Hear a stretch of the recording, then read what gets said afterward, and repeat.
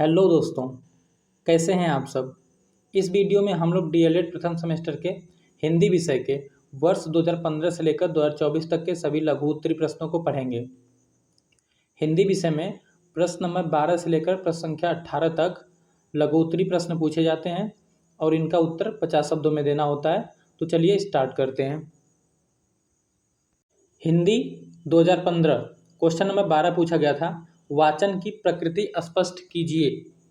तो देखिए, वाचन की प्रकृति मुख्य रूप से लिखित लिपि प्रतीकों को पहचान कर उनके अर्थ और भाव को ग्रहण करना है। ये केवल पढ़ना नहीं बल्कि एक अर्थपूर्ण प्रक्रिया है।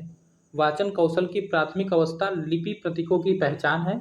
इसकी कुशल प्रकृति में आरोह अवरोह तथा विराम चिन्हों का सही प्रयोग करते हुए पाठ के निहितार्थ और रसानुभूति को समझते हुए प्रभावशाली तरीके से प्रकट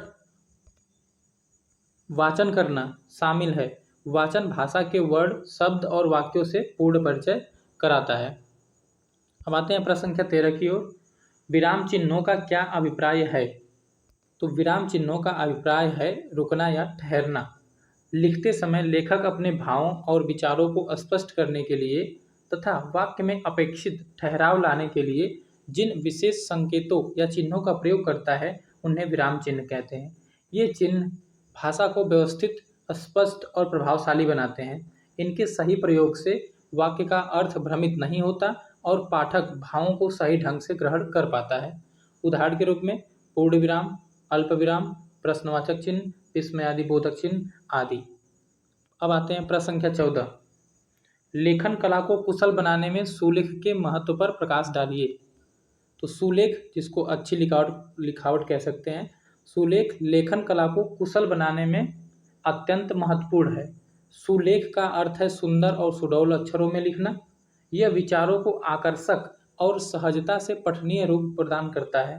अच्छे सुलेख के अभाव में उत्कृष्ट विचार भी अपना प्रभाव खो देते हैं। यह गुणवत्ता और प्रस्तुति में सुधार करके लेखक की बात को दुनिया तक प्रभावी ढंग से पहुंचाने में मदद करता है। प्रश्न नंबर 15, अक्षरिक लिपि से आप क्या समझते हैं। तो अक्षरिक लिपि वह होती है जिसमें प्रत्येक ध्वनि या अक्षर के लिए एक निश्चित संकेत होता है।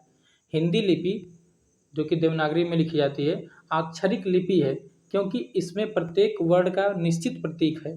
इससे शब्दों का सही उच्चारण और लेखन संभव हो पाता है।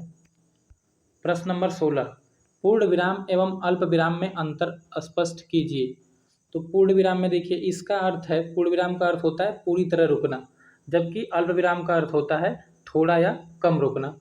फिर पूर्ण विराम में देखिए, इसे वाक्य की समाप्ति पर लगाया जाता है और अल्प विराम को समान पदों अल्प विराम को वाक्य के बीच में समान पदों या वाक्यांशों को अलग करने के लिए लगाया जाता है।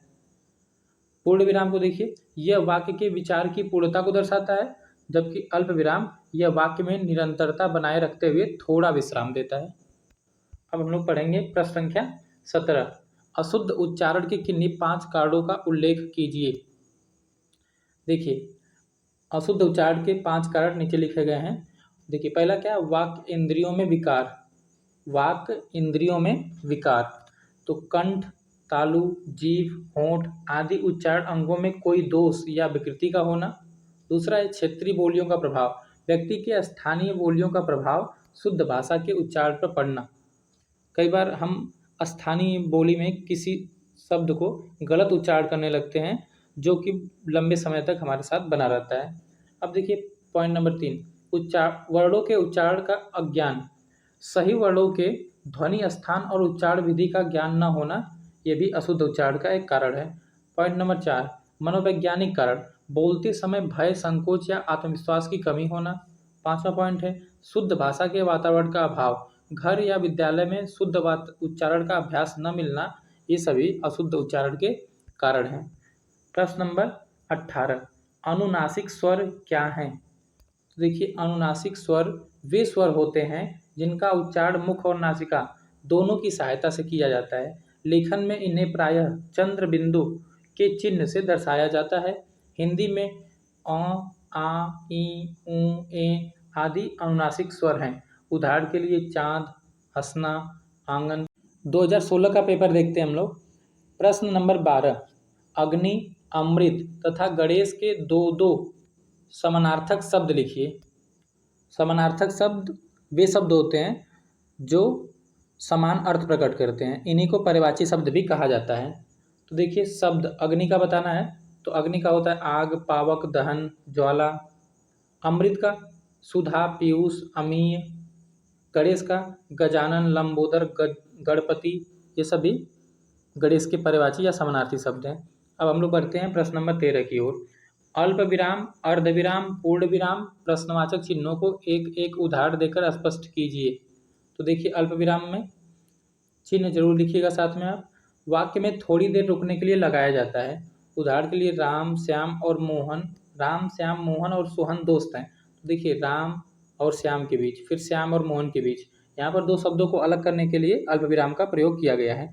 अब अर्धविराम देखिए, दो स्वतंत्र लेकिन संबंधित वाक्यों को जोड़ने के लिए लगाया जाता है।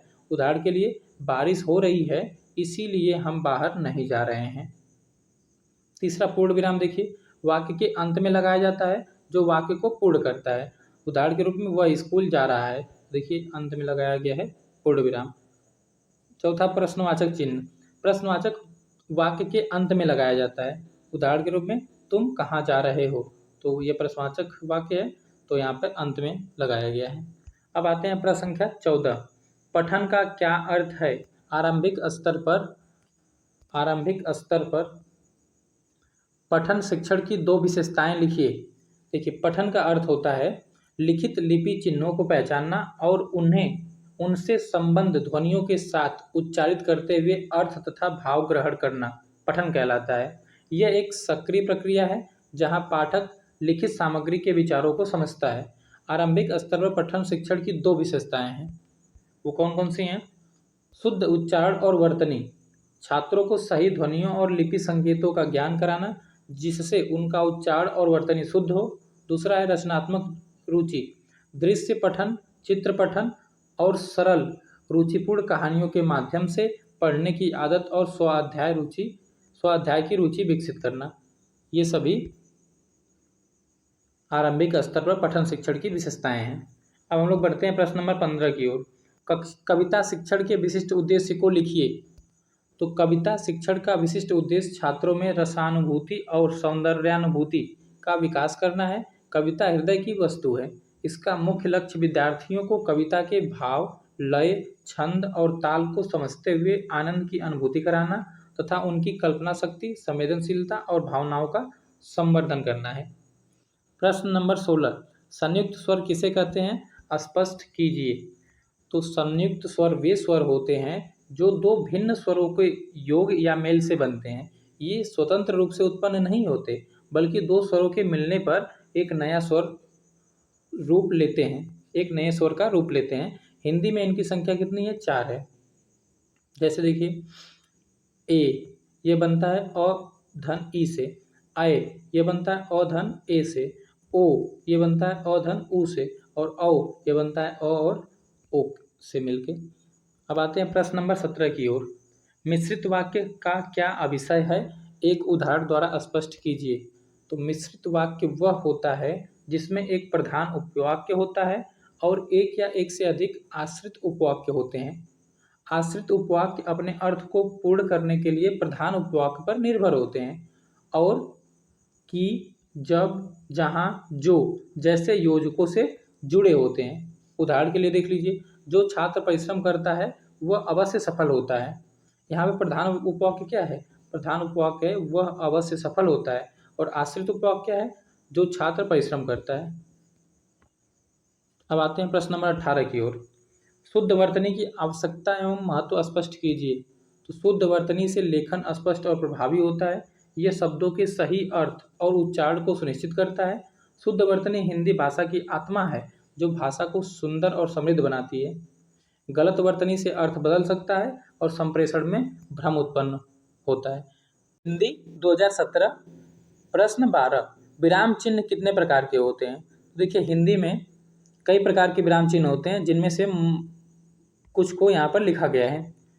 तो पूर्ण विराम, यह वाक्य की समाप्ति या विचार की पूर्णता को दर्शाता है। दूसरा है अल्प विराम, वाक्य में थोड़ा रुकने के लिए या एक ही प्रकार के शब्दों को अलग करने के लिए इनका प्रयोग किया जाता है। तीसरा है अर्धविराम, अल्प विराम से अधिक और पूर्ण विराम से कम देर तक रुकने के लिए इसका प्रयोग किया जाता है और ये दो संबंधित वाक्य को जोड़ता भी है। चौथा है प्रश्नवाचक चिन्ह, जिस वाक्य में प्रश्न पूछा जाए उसके अंत में लगाया जाता है। विस्मयादिबोधक चिन्ह हर्ष, शोक, घृणा, विस्मय जैसे भावों को व्यक्त करने वाले वाक्यों में उपयोग किया जाता है। अब देखिए छठा देख लीजिए, योजक चिन्ह, दो शब्दों को जोड़ने के लिए, जैसे माता पिता के बीच लगा है, धीरे धीरे के बीच लगा है। निर्देशक चिन्ह, किसी कथन, उदाहरण या विवरण को शुरू करने से पहले योजक से यह बड़ा होता है। कोष्टक देख लीजिए, वाक्य के बीच में किसी शब्द या पद का अर्थ स्पष्ट करने के लिए इसका प्रयोग किया जाता है। उद्धरण या अवतरण चिन्ह देख लीजिए, डबल इन्वर्टेड कामा और सिंगल इन्वर्टेड कामा बोलते हैं इसको दोहरा एक उद्धरण चिन्ह और एक एकल या एकहरा उद्धरण चिन्ह भी कह सकते हैं आप। ये किसी के कथन को ज्यों का त्यों दर्शाने के लिए उपयोग किए जाते हैं। 10वां है लाघव चिन्ह या संक्षेप सूचक, जैसे हम लोग लिखते हैं ना D.EL.ED, तो ऐसे हिंदी में इनका यूज किया जाता है एब्रिविएशन फॉर्म, मतलब संक्षेप बनाने के लिए, किसी शब्द को संक्षिप्त रूप में लिखने के लिए, जैसे डॉक्टर, प्रोफेसर। तो आप यहाँ देख रहे हैं ना, यहाँ पे इसका डॉक्टर को संक्षेप बनाने के लिए डॉ लिख के उस पर ये लाघव चिन्ह लगाया गया है। अब 11वां देख लीजिए, विवरण चिन्ह, किसी विषय के बारे में आगे विवरण देना हो तो वहाँ पर इनका उपयोग किया जाता है। 12वां देख लीजिए, त्रुटिपूरक चिन्ह, लिखते समय यदि कोई शब्द छूट जाए तो उसके ऊपर लिखने के लिए इनका प्रयोग किया जाता है। इसको हंस पद भी बोलते हैं त्रुटिपूरक चिन्ह को। इसके अलावा भी कई चिन्ह होते हैं, तो इतना तो काफ़ी है, आप इतना लिख देंगे तो बहुत अच्छा है। अब प्रश्न नंबर 13, अशुद्ध उच्चारण के किन्हीं 4 कारकों का उल्लेख कीजिए। तो देखिए, वाक इंद्रियों में विकार, कंठ, तालु, जीभ, होंठ आदि उच्चारण अंगों में कोई दोष या विकृति होना। दूसरा है क्षेत्रीय बोलियों का प्रभाव, व्यक्ति के स्थानीय बोली का प्रभाव शुद्ध भाषा के उच्चारण पर पड़ता है। तीसरा देखिए, वर्णों के उच्चारण का अज्ञान, सही वर्णों के ध्वनि स्थान और उच्चारण विधि का ज्ञान न होना अशुद्ध उच्चारण का कारण बनता है। मनोवैज्ञानिक कारण क्या है कि बोलते समय भय, संकोच या आत्मविश्वास की कमी होना, ये भी अशुद्ध उच्चारण का कारण होता है। शुद्ध भाषा के वातावरण का अभाव, यदि आपके आसपास अगर शुद्ध भाषा का वातावरण नहीं होगा तब भी आपके उच्चारण में दोष उत्पन्न हो जाता है। प्रश्न नंबर 14, छात्रों के अशुद्ध उच्चारण सुधार हेतु ध्यान देने वाले बिंदुओं का उल्लेख कीजिए। तो देखिए क्या क्या किस प्रकार ध्यान देना चाहिए। आदर्श वाचन, शिक्षक को स्वयं शुद्ध और स्पष्ट उचित आरोह अवरोह के साथ आदर्श वाचन करना चाहिए, जिसको सुनकर बच्चे अपने उच्चारण दोषों को दूर कर सकते हैं। सुनने का अभ्यास, छात्रों को रेडियो, टीवी या अच्छे वक्ताओं की रिकॉर्डिंग सुनने के लिए प्रेरित करना चाहिए। स्वच्छंद अभ्यास, छात्रों से पाठ को जोर जोर से शुद्ध उच्चारण के साथ पढ़वाना। चौथा है उच्चारण स्थान का ज्ञान, छात्रों को प्रत्येक ध्वनि के सही उच्चारण स्थान जैसे मूर्धा, दंत, तालव्य का अभ्यास कराना। तो ये सभी कुछ बिंदु हैं जो छात्रों के अशुद्ध उच्चारण में सुधार कर सकते हैं। प्रश्न नंबर 15, उच्चारण शिक्षण की विधियों का संक्षिप्त उल्लेख कीजिए। तो देखिए, अनुकरण विधि, शिक्षक के आदर्श उच्चारण को सुनकर छात्रों द्वारा उसका अनुकरण करना, यह सबसे सरल और प्रचलित विधि है।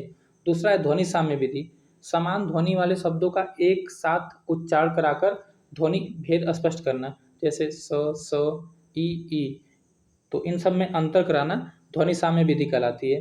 अक्षर बोध विधि, बालक को वर्णमाला के अक्षरों को जोड़कर शब्द बनाना और उनका उच्चारण करना सिखाना, जैसे कि र प्लस आ प्लस म क्या हो गया, राम।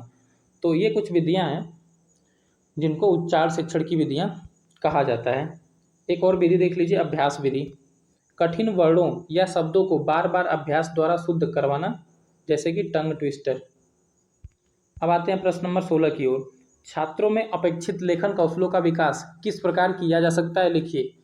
तो छात्रों में अपेक्षित लेखन कौशलों का विकास करने के लिए निम्नलिखित तरीके अपनाए जा सकते हैं। सुलेख और अनुलेख, नियमित रूप से सुंदर और सुडौल अक्षरों में लिखने का अभ्यास कराना। उसके बाद श्रुतलेख, शिक्षक द्वारा बोले गए शब्दों या वाक्यों को सुनकर शुद्ध वर्तनी के साथ लिखवाना। तीसरा है रचनात्मक लेखन, छात्रों को मौलिक रूप से अपने विचारों को क्रमबद्धता और प्रभावपूर्ण भाषा शैली में व्यक्त करने के लिए प्रेरित करना। चौथा है व्याकरणिक शुद्धता, विराम चिन्हों और व्याकरण के नियमों का सही प्रयोग सिखाना। अब आते हैं प्रश्न नंबर 17 की ओर, लेखन शिक्षण की विधियों का उल्लेख कीजिए। तो लेखन शिक्षण की प्रमुख विधियां क्या हैं? अनुकरण विधि, मॉन्टेसरी विधि, चित्र पद्धति, स्वतंत्र अनुकरण विधि। अनुकरण विधि में देखिए, इसमें छात्र शिक्षक द्वारा लिखे गए अक्षर शब्द या वाक्य को देखकर वैसे ही लिखते हैं, अनुकरण करते हैं। मॉन्टेसरी विधि, इसमें बच्चों को लेखन सिखाने से पहले लकड़ी या कार्डबोर्ड के कटे हुए अक्षरों को स्पर्श द्वारा ज्ञान दिया जाता है। फिर जब उनको अक्षरों का ज्ञान हो जाता है, फिर वह लिखना शुरू करते हैं। चित्र पद्धति क्या होती है? चित्रों को देखकर उनके नाम या उनसे संबंधित वाक्य लिखने के लिए प्रोत्साहित करना।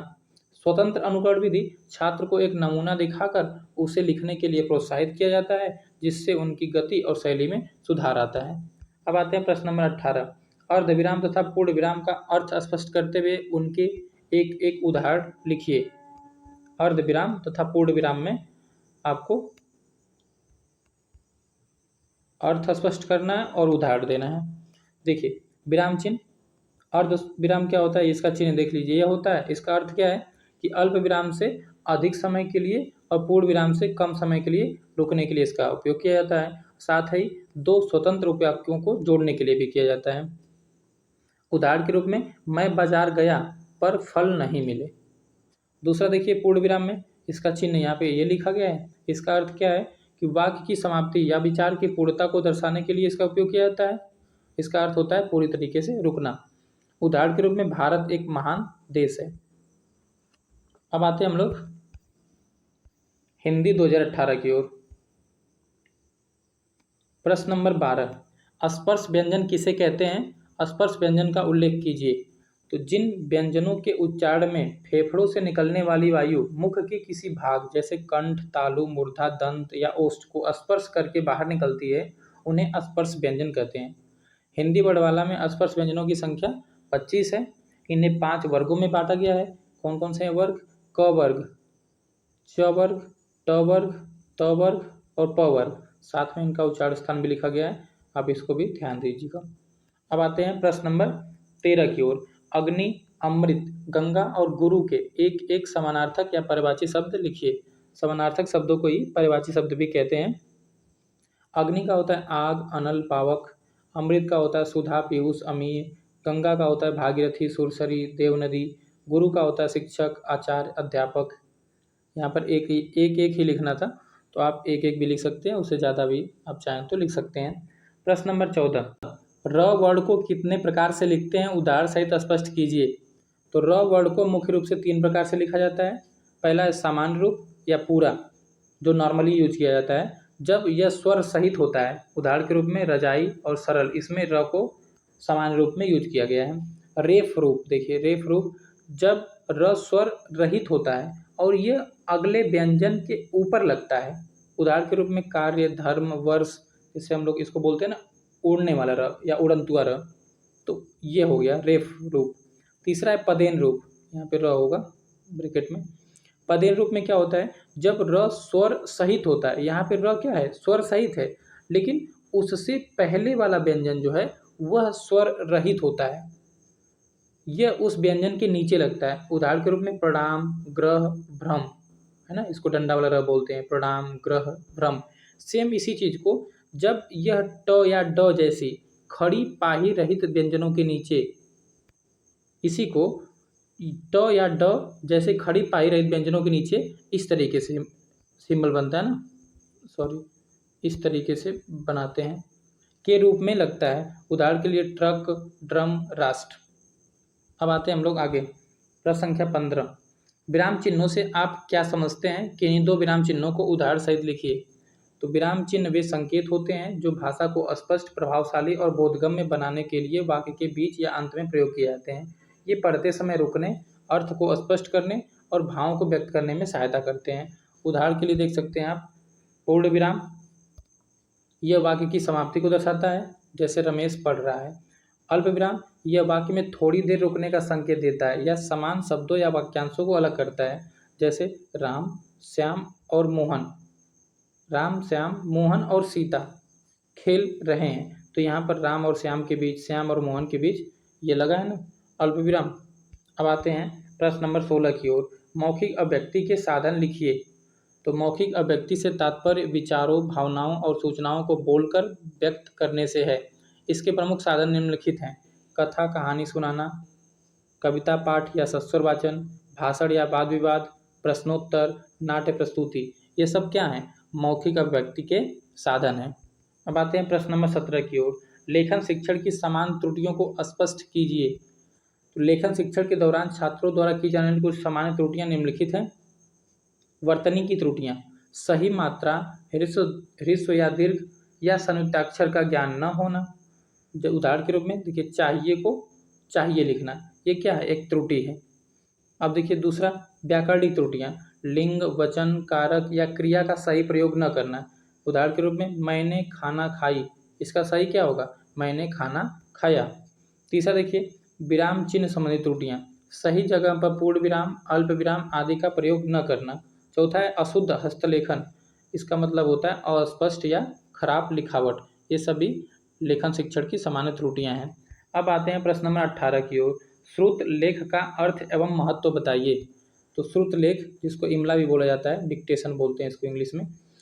श्रुत लेख दो शब्दों से बना है। श्रुत का मतलब सुना हुआ, लेख मतलब लिखना। इसका अर्थ है शिक्षक द्वारा बोले गए शब्दों या वाक्यों को सुनकर छात्रों द्वारा लिखना। ये लेखन शिक्षण की एक विधि है।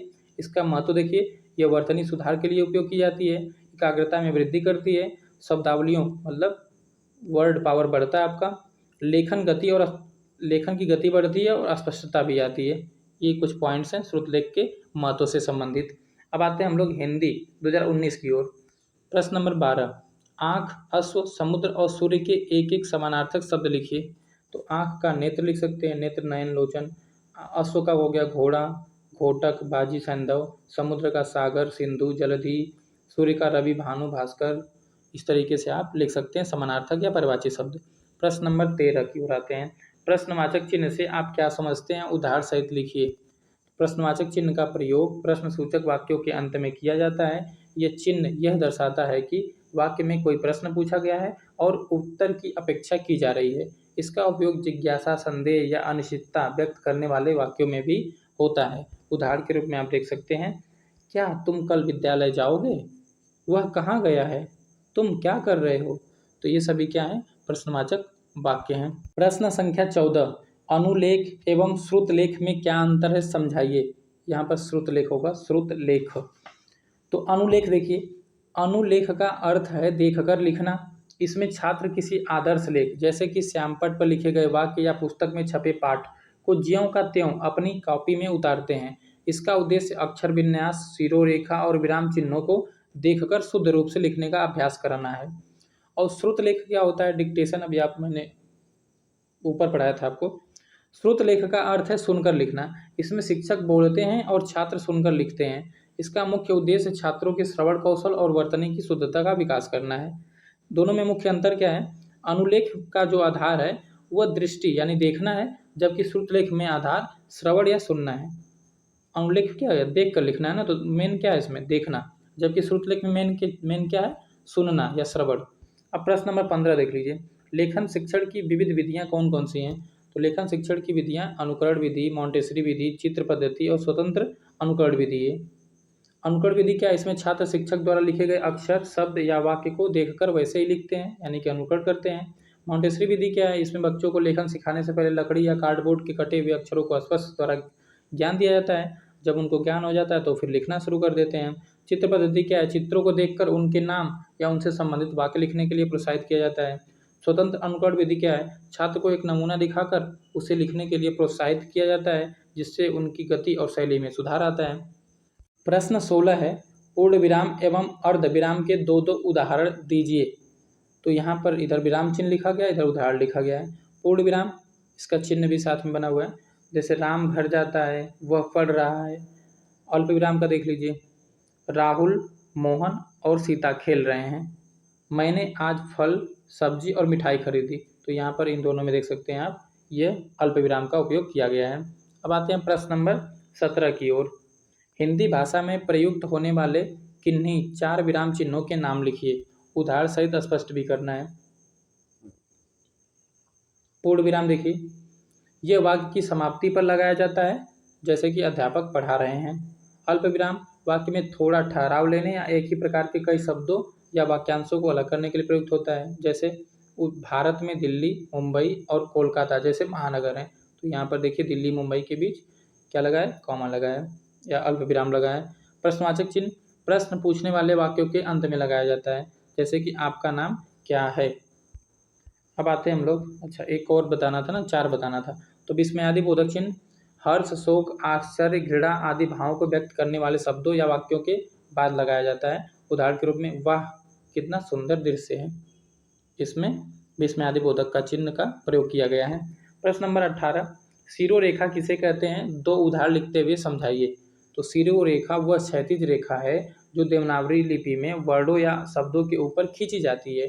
ये शब्दों को एक इकाई के रूप में बांधती है और उन्हें स्पष्टता प्रदान करती है। यह हिंदी लेखन का अनिवार्य हिस्सा है। उदाहरण के रूप में राम किताब, आप यहाँ पे अलग लाइन से दिखाएंगे शिरोरेखा को, तो यहाँ शिरोरेखा का उपयोग किया गया है या किया जाता है ये। अब हिंदी 2022, प्रश्न नंबर 12, शिरोरेखा किसे कहते हैं, 2 उदाहरण देते हुए समझाइए। देखिए तुरंत ही रिपीट हो गया प्रश्न, 2019 का 18वां और 2022 का 12वां सेम क्वेश्चन पूछ दिया गया। तो अब हम लोग आगे ही पढ़ते हैं, ये हो गया। प्रश्न नंबर 13, लेखन शिक्षण के महत्व को स्पष्ट कीजिए। तो लेखन शिक्षण अस्थायी अभिव्यक्ति का माध्यम है। इसके द्वारा छात्र अपने विचारों, भावनाओं और ज्ञान को लिखित रूप में सुरक्षित रख पाते हैं। यह उच्च ज्ञानार्जन और परीक्षाओं में सफलता के लिए आवश्यक है। यह तर्क शक्ति, कल्पना और भाषा शैली के विकास में भी महत्वपूर्ण है। 14 प्रश्न नंबर है, श्रुत लेख का अर्थ एवं महत्व बताइए। तो श्रुत लेख का अर्थ है सुनकर लिखना। इसमें शिक्षक द्वारा बोले गए अंश को छात्र शुद्धता से लिखते हैं। महत्व क्या है इसका, ये छात्रों के श्रवण कौशल को विकसित करता है और वर्तनी एवं लेखन की गति को शुद्ध व तेज बनाने में अत्यंत सहायक है। अब प्रश्न नंबर 15 है, ऊष्म व्यंजन किसे कहते हैं, उनके नाम लिखिए। ऊष्म व्यंजन वे होते हैं जिनका उच्चारण करते समय हवा मुख के किसी स्थान पर रगड़ खाकर या घर्षण के साथ बाहर निकलती है, जिससे गर्मी या ऊष्मा का अनुभव होता है। इन्हें संघर्षी व्यंजन भी कहते हैं। इनके नाम है स, स और ह। प्रश्न 16, देवनागरी लिपि की विशेषताओं का उल्लेख कीजिए। तो देवनागरी लिपि वैज्ञानिक और अक्षर प्रधान है। इसकी मुख्य विशेषता है उच्चारण और लेखन में एकरूपता, अर्थात जो बोला जाता है वही लिखा जाता है। इसमें प्रत्येक ध्वनि के लिए एक निश्चित चिन्ह है। इसका प्रयोग हिंदी, संस्कृत और मराठी में होता है। इसकी शिरोरेखा इसे विशिष्ट बनाती है। अब प्रश्न नंबर 17, विलोम, तुकांत एवं समानार्थी शब्दों का आशय उदाहरण सहित समझाइए।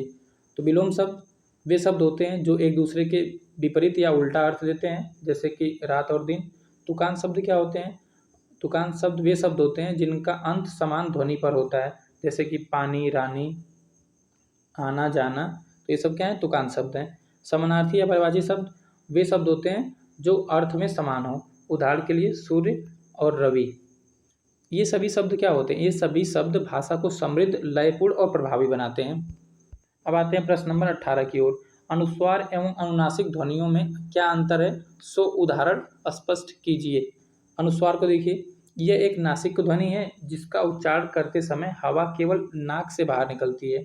यह एक चिन्ह है जो किसी व्यंजन के ऊपर लगाया जाता है, जैसे कि संसार और अंधकार। इन शब्दों में अनुस्वार का उपयोग किया गया है।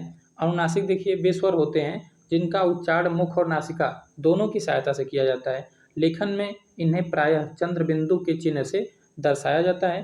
हिंदी में अ, आ, ई, ऊ, ए आदि अनुनासिक स्वर हैं। उदाहरण के लिए चाँद, हंसना और आंगन, इन शब्दों में अनुनासिक का उपयोग हुआ है। मुख्य अंतर क्या है इनमें, देखिए मुख्य अंतर यह है कि अनुस्वार केवल नासिक के है, यानी कि केवल नाक की सहायता से बोला जाता है, जबकि अनुनासिक मुख और नासिका दोनों से उच्चारित होता है। अब हिंदी 2023 का पेपर देखेंगे। प्रश्न नंबर 12, अयोगवाह से आप क्या समझते हैं, उदाहरण सहित समझाइए। तो देखिए, अयोगवाह वे ध्वनियाँ हैं जो न तो पूरी तरह से स्वर हैं और न पूरी तरह से व्यंजन। ये वर्णमाला के ऐसे अक्षर हैं जो स्वर के सहारे चलते हैं, लेकिन व्यंजन की तरह अलग से गिने नहीं जाते।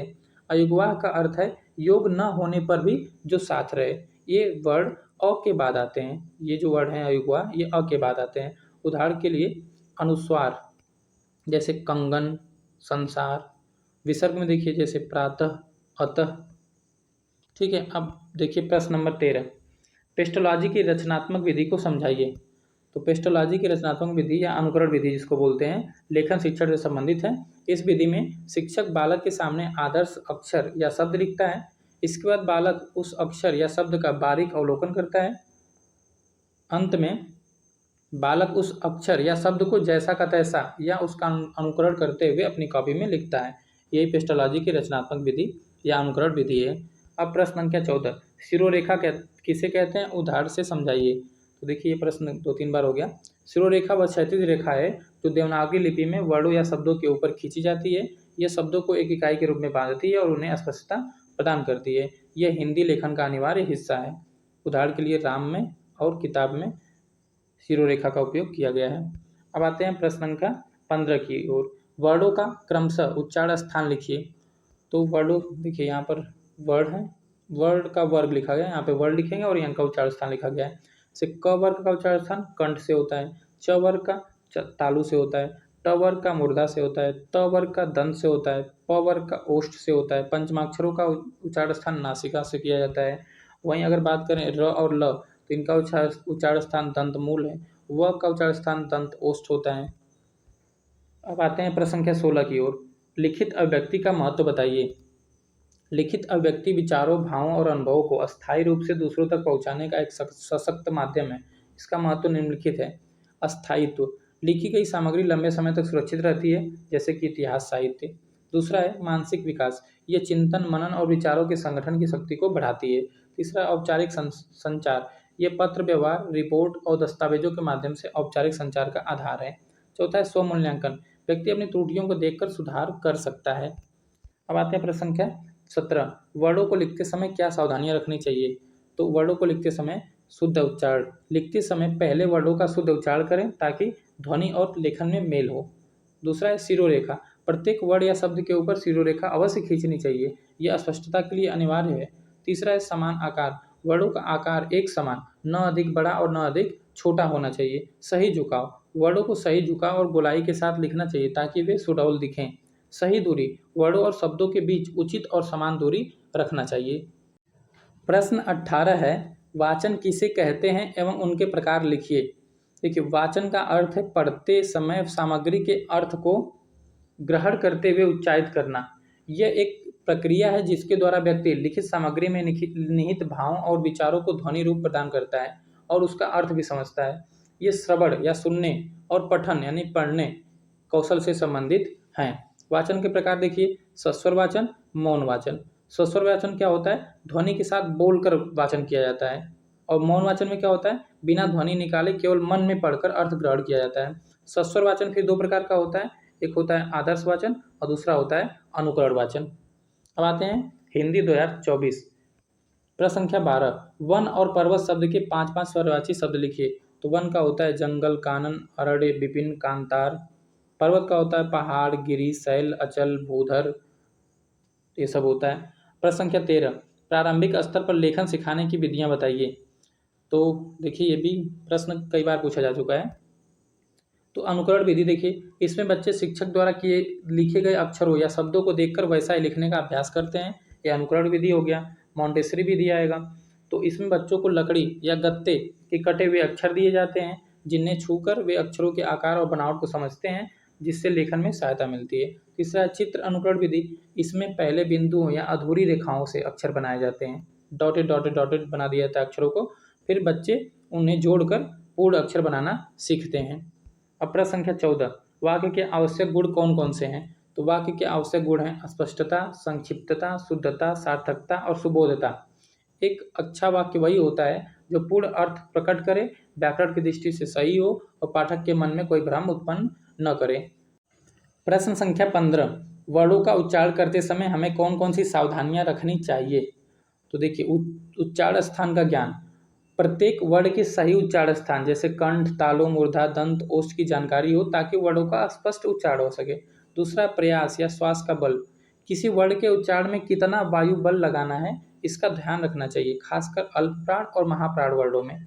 मात्रा और बलाघात, शब्दों की सही मात्रा, ह्रस्व या दीर्घ और उचित बलाघात यानी जोर का प्रयोग करना चाहिए। उदाहरण के लिए काम और कम में अंतर।